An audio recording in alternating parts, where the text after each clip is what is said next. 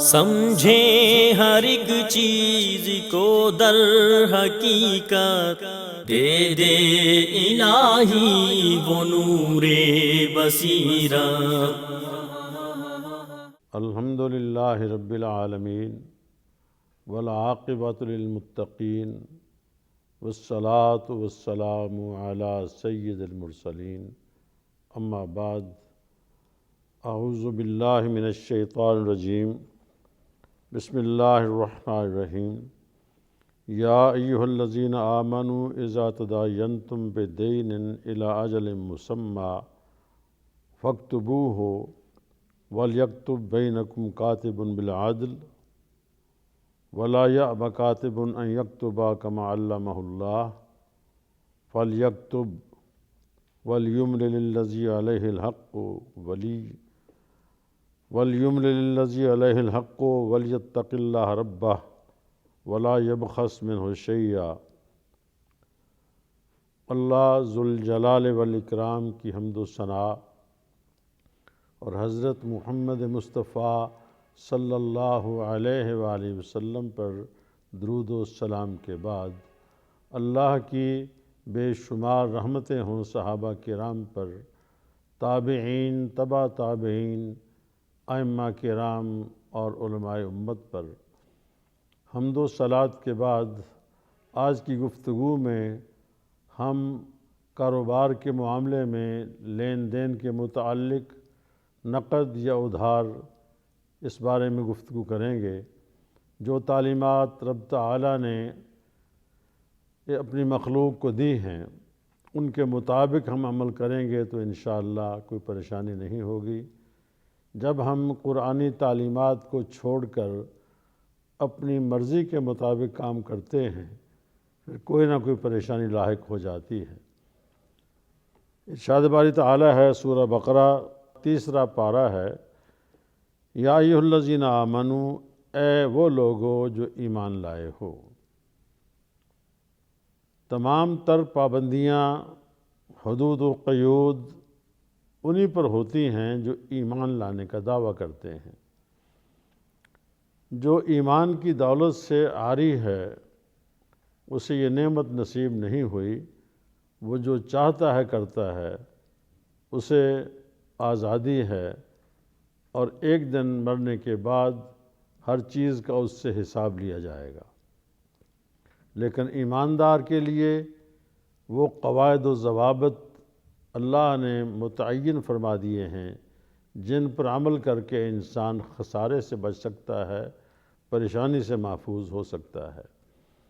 آج ہماری پریشانیوں میں سے کئی ایک پریشانیاں اسی بنا پر ہوتی ہیں کہ ہم اپنے معاہدے نہیں لکھتے، اپنے کاروبار میں شرائط طے نہیں کرتے، جس کے نتیجے میں پریشانیاں لاحق ہوتی ہیں۔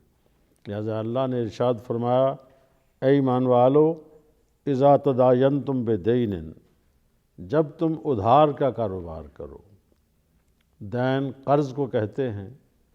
جب تم کوئی کاروبار کرو جس میں رقم کی ادائیگی یا مال کی ادائیگی میں تاخیر ہے تو اس کے بارے میں فرمایا، الی اجل مسمی، ایک مقررہ مدت تک کے لیے تم ایک معاہدہ بناتے ہو، معاہدہ طے کرتے ہو، فاکتبوہ، پس تم اس کو لکھ لیا کرو۔ لکھنا اس لیے ضروری ہے کہ زبانی انسان بھول سکتا ہے۔ دینے والا کہے گا میں نے یہ چیز دی ہے اور اتنے کی دی ہے، لینے والا کہہ سکتا ہے کہ یہ غلط ہے۔ اگر معاہدہ تحریر کر لیا جائے، لکھی ہوئی بات ہمیشہ کام آتی ہے اور گواہی بھی اسی بات کی دی جاتی ہے۔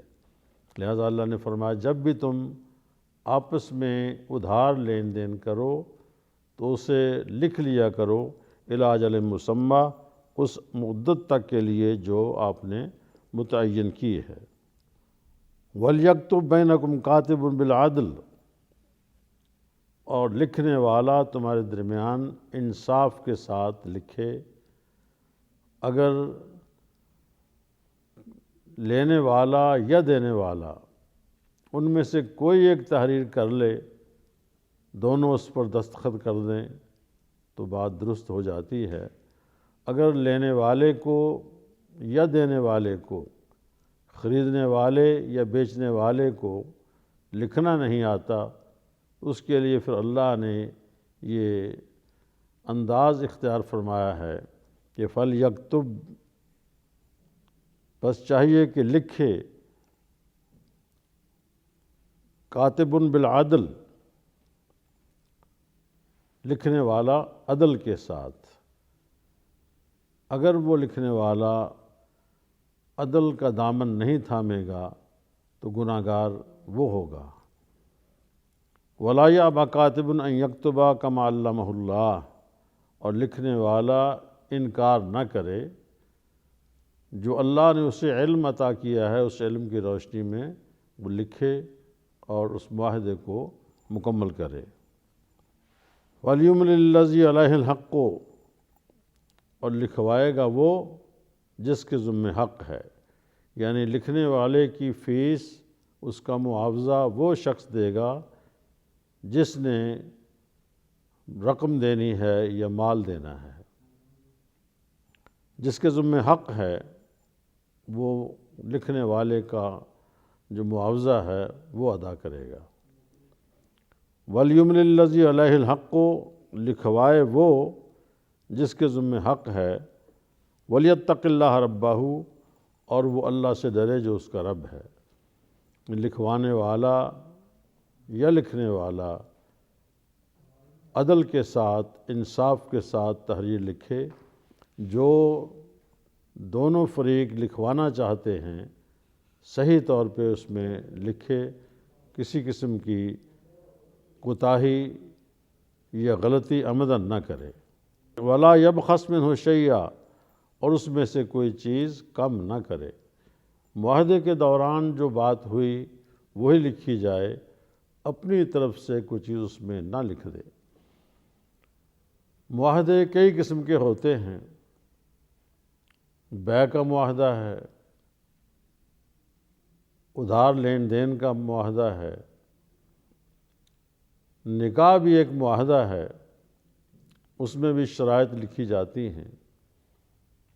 بعض لوگ موقع پر کوئی شرط اگر بھول جائیں تو بعد میں کوشش کرتے ہیں کہ وہ شرط اپنی مرضی سے لکھوا لی جائے، اس سے اللہ تعالیٰ نے منع فرمایا ہے۔ وَلَا يَبْخَسْ مِنْهُ شَيْئًا، اس میں کوئی چیز میں کمی نہ کرے، نہ زیادتی کرے۔ جب کمی کرنے کی اجازت نہیں تو زیادتی کی بھی اجازت نہیں ہے۔ فَإِنْ كَانَ الَّذِي عَلَيْهِ الْحَقُّ سَفِيهًا أَوْ ضَعِيفًا أَوْ لَا يَسْتَطِيعُ أَنْ يُمِلَّ هُوَ،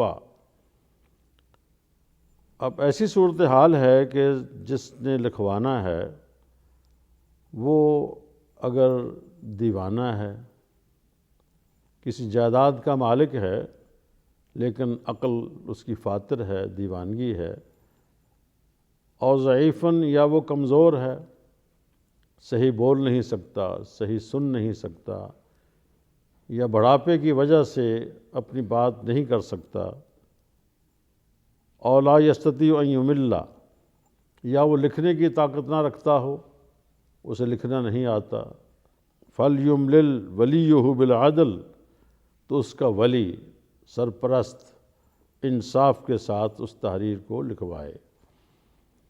ایسے معاملات میں بعض اوقات اگر کوئی شخص لکھنے کے قابل نہیں ہے یا اس کی ذہنی صلاحیت درست نہیں تو فریق ثانی اسے دھوکہ دینے کی کوشش کرتا ہے۔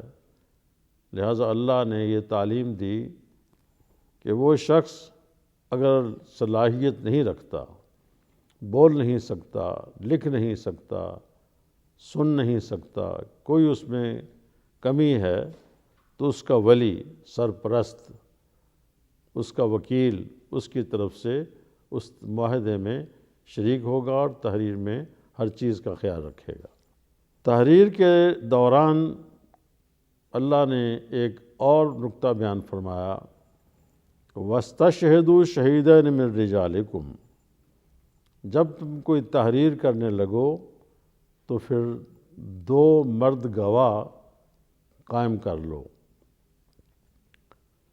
فاستشہدوا، پس گواہ بناؤ، شہیدین من رجالکم، 2 مرد اپنے بندوں میں سے، اپنے واقفوں میں سے۔ رجالکم سے مراد یہ ہے کہ وہ اشخاص جو آپ کے تعلق والے ہیں۔ کسی راہ چلتے انسان کو پکڑ کے گواہ بنا لینا یہ درست نہیں ہے، بلکہ اس معاہدے پر جو بھی طے پا رہا ہے گواہ انہیں بناؤ جنہیں تم جانتے ہو، رجالکم تمہارے مردوں میں سے جنہیں تم جانتے ہو ان کو گواہ بناؤ۔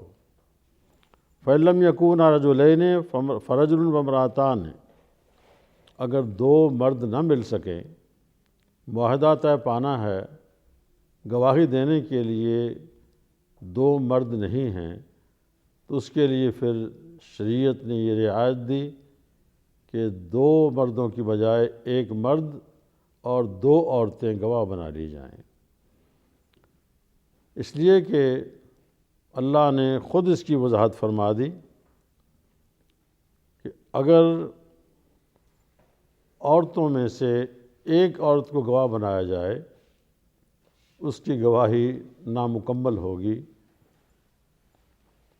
اور فرمایا کہ 1 مرد اور 2 عورتیں ممن ترضون من الشہداء، ان میں سے جن کو تم گواہی کے لیے پسند کرتے ہو، جو عورتیں گواہی دے سکیں، اس صلاحیت میں گواہی دینے کی ہو، تو 1 مرد کے مقابلے میں 2 عورتوں کی گواہی کو تسلیم کیا جائے گا۔ اس کا سبب کیا ہے؟ ان تضل احداہما فتذکر احداہما الاخری، اگر ان میں سے ایک بھول جائے تو پھر دوسری اس کو یاد دلا دے کہ ہاں یہ معاہدہ طے ہوا تھا، آپ بھول گئی ہیں۔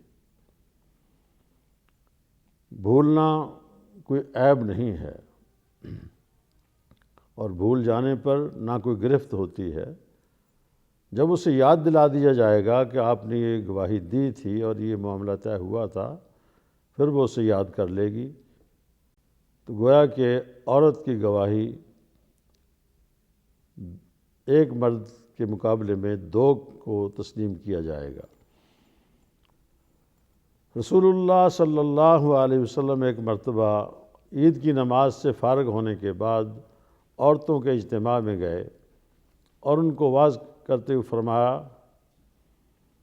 کہ اے عورتوں کی جماعت، اللہ کے ساتھ اپنا تعلق قائم کر لو۔ میں نے معراج کی رات جہنم میں عورتوں کی تعداد زیادہ دیکھی تھی۔ تو انہوں نے عرض کیا، اے اللہ کے رسول صلی اللہ علیہ وسلم، اس کا سبب کیا ہے؟ تو آپ نے فرمایا، تکثرن اللعن و تکفرن العشیر،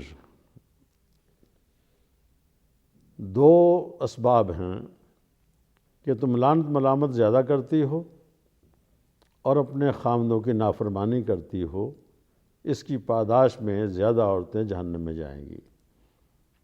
پھر آپ نے فرمایا کہ ناقصات العقل و ناقصات الدین، عورتیں عقل کے اعتبار سے اور دین کے اعتبار سے ناقص ہیں۔ پھر انہوں نے کہا کہ اے اللہ کے رسول صلی اللہ علیہ وسلم، ہمارے عقل کا نقص کیا ہے اور ہمارے دین کا نقص کیا ہے؟ آپ نے فرمایا کہ 1 مرد کے مقابلے میں اللہ نے 2 عورتوں کی گواہی کو تسلیم کیا ہے، یہ عقل کے ناقص ہونے کی دلیل ہے۔ اور دین میں نقص جو ہے اس کے بارے میں فرمایا کہ وہ تمہارا اختیار نہیں کہ ایام کے دنوں میں آپ کو نماز معاف ہوتی ہے، جبکہ مرد کے لیے معافی کا کوئی سلسلہ نہیں ہے۔ اس میں آپ کا نہ تو کوئی قصور ہے اور نہ ہی اس پر کوئی گرفت ہوگی، بلکہ دین میں کمی تمہاری یہی ہے۔ تو کہنے کا مقصد یہ ہے کہ عورت کی گواہی کو مرد کے مقابلے میں نصف قرار دیا گیا ہے، جس کا سبب رسول اللہ صلی اللہ علیہ وسلم نے فرمایا، اور اللہ نے بھی قرآن میں کہہ دیا ہے ان تضل احداہما فتذکر احداہما الاخری، کہ اگر ایک بھول جائے تو دوسری اس کو یاد کروا دے گی۔ یہ معاہدہ طے کرنے کے بعد فرمایا وَلَا يَأْبَ الشُّهَدَاءُ إِذَا مَا دُعُوا، جب کبھی گواہی کی ضرورت پڑے گواہی دینے سے انکار نہ کریں۔ وَلَا يَأْبَ الشُّهَدَاء، گواہ انکار نہ کریں، اذا ما دعوا، جب ان کو بلایا جائے، عدالت میں گواہی دینی ہو، پنچایت میں گواہی دینی ہو، یا آپس میں گفتگو کے دوران گواہی دینی ہو، اس کے لیے جب بھی انہیں بلایا جائے وہ گواہی دیں۔ یہ تعلیم اس لیے اللہ تعالیٰ نے دی کہ گواہ بناتے وقت ایسے لوگوں کا انتخاب کیا جائے جو ضرورت پڑنے پر گواہی دینے سے انکار نہ کریں، بلکہ آ کر اپنی گواہی پیش کر کے اس معاملے کو نپٹا دیں۔ پھر فرمایا وَلَا تَسْأَمُوا أَن تَكْتُبُوهُ صَغِيرًا أَوْ كَبِيرًا إِلَىٰ أَجَلِهِ، اللہ نے یہ تعلیم دی کہ لا تسأموا، غفلت نہ کرو، سستی نہ کرو، ان تکتبوہ، اس بات سے کہ تم اس کو لکھو، صغیراً او کبیراً، چھوٹا معاملہ ہو یا بڑا معاملہ ہو، الی اجلہ، اس کی مقررہ مدت تک۔ اگر تم لکھنے میں کوتاہی کرو گے، چلو زبانی یاد ہے نہ لکھیں، کسی وقت گزرنے کے ساتھ ساتھ انسان بھول سکتا ہے، پھر پریشانی لاحق ہوگی، اس لیے اللہ نے فرمایا کہ لکھنے میں سستی نہ کیا کرو۔ ایک آدمی سارا دن اپنا کاروبار کرتا ہے تو کہتا چلو کوئی بات نہیں، شام کو حساب کر لیں گے۔ جب حساب کے لیے بیٹھتا ہے تو سوچتا ہے کہ کون سی چیز کہاں دی ہے، کون کیا لے گیا ہے، یاد کرنے میں دقت پیش آتی ہے۔ اس لیے اللہ نے فرمایا غفلت نہ کرو، لکھنے میں سستی نہ کرو، تاکہ تمہیں بعد میں کسی پریشانی کا سامنا نہ کرنا پڑے۔ وَلَا تَسْأَمُوا، اور تم غفلت نہ کرو، ان تکتبوہا، اس سے کہ تم اس کو لکھو، ان تکتبوہ صغیراً او کبیراً، وہ چھوٹا کام ہو یا بڑا کام ہو، الی اجلہ، اس کی مقررہ مدت تک۔ ذالک اقسط عند اللہ، یہ زیادہ انصاف کی بات ہے اللہ کے ہاں۔ اقسط یہ سپرلیٹو ڈگری ہے، انتہائی انصاف کی بات ہے اللہ کے ہاں۔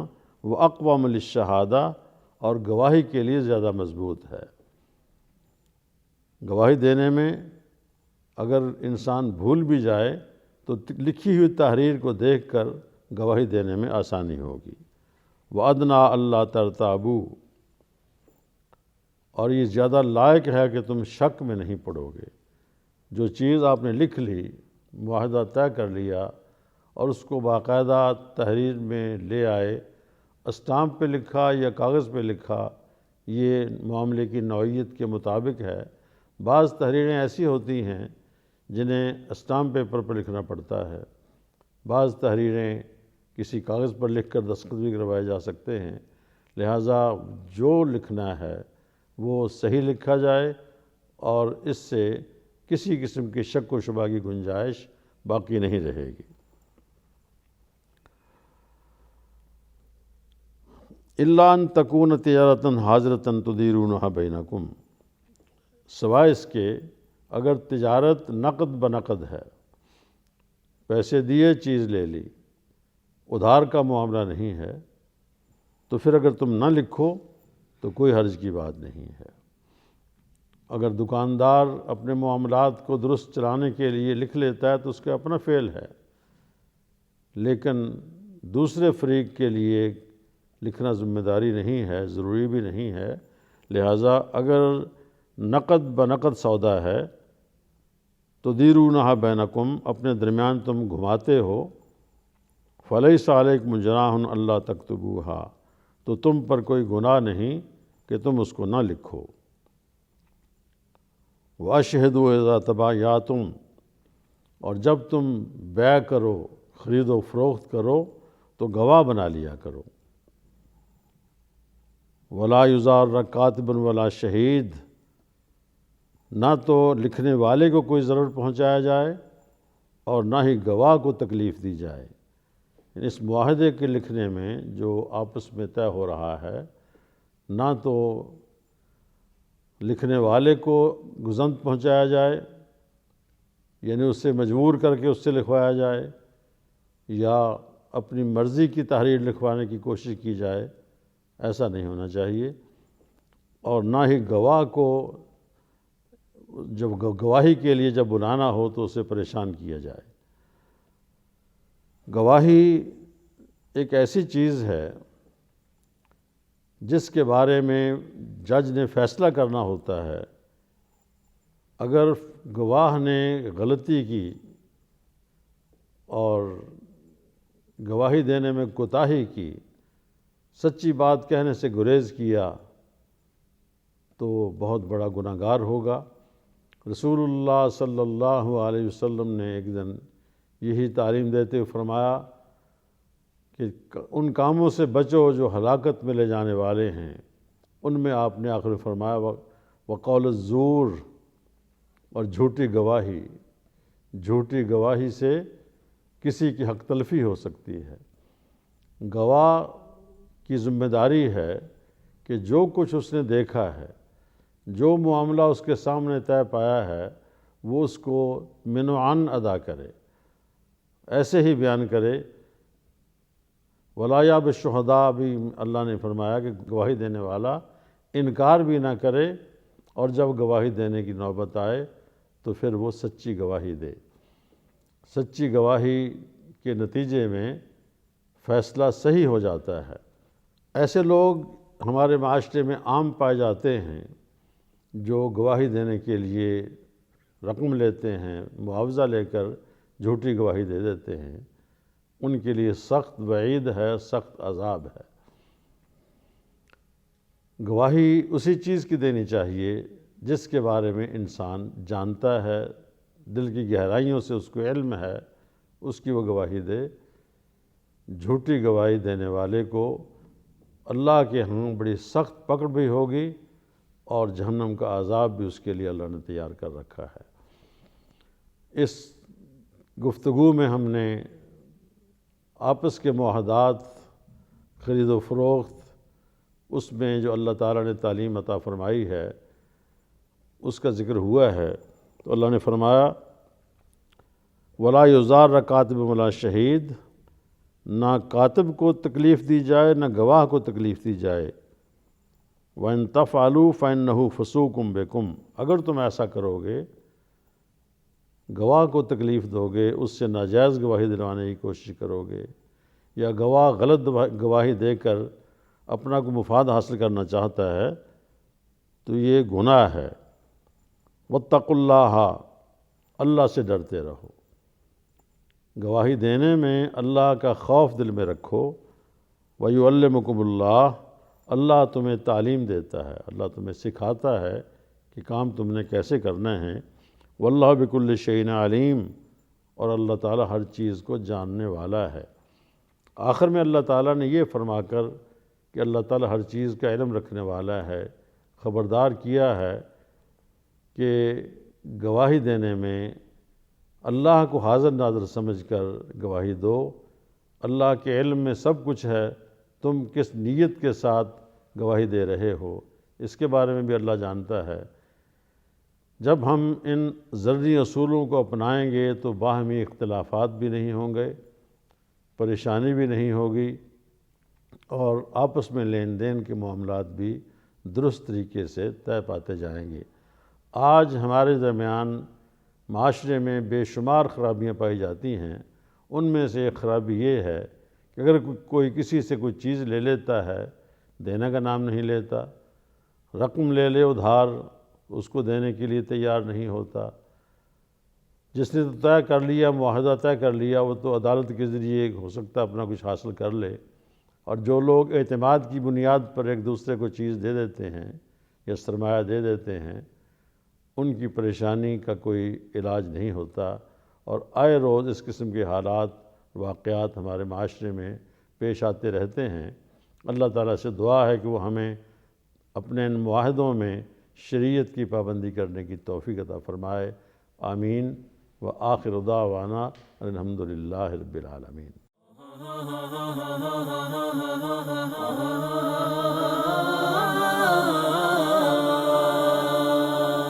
سمجھیں ہر ایک چیز کو در حقیقت، دے دے الہی وہ نور بصیرت۔